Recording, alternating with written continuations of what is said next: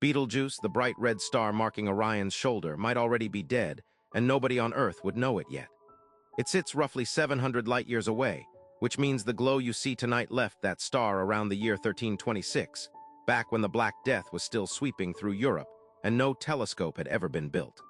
Whatever has happened to Betelgeuse since then simply hasn't reached us.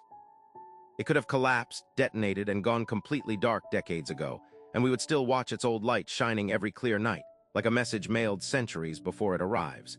In October of 2019, astronomers noticed something that made their stomachs drop. Betelgeuse started dimming fast.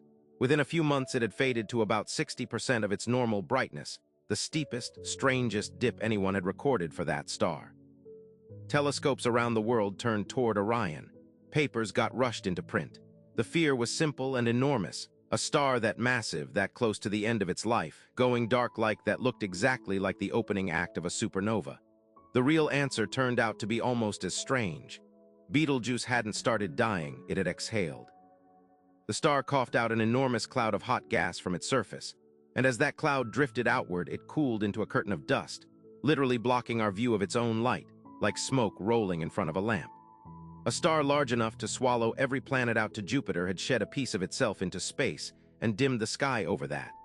If space stories like this get you, subscribe, because we post 3 of these every single day, and there's always another one waiting. Here's the part that should keep you up at night. Betelgeuse really is close to the end of its life. It's burning through its fuel so fast that astronomers expect it to go supernova sometime in the next 100,000 years, which sounds distant until you realize that's a blink of an eye for a star that has already lived for millions. When it finally happens, Betelgeuse won't quietly fade.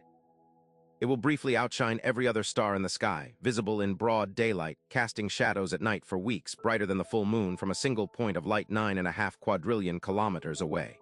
Hit like on this one if that thought gives you chills, because it should. And here's the loop that never fully closes. Because of that 700-year head start its light needs to reach us, Betelgeuse could have already exploded. Right now, last week, 10 years ago. We would have no way of knowing until the light of that explosion finally crosses the gap and shows up in our sky without warning, some ordinary night, changing the constellation of Orion forever in an instant. Somewhere between here and there, its funeral announcement is already on its way, and one night it's simply going to arrive.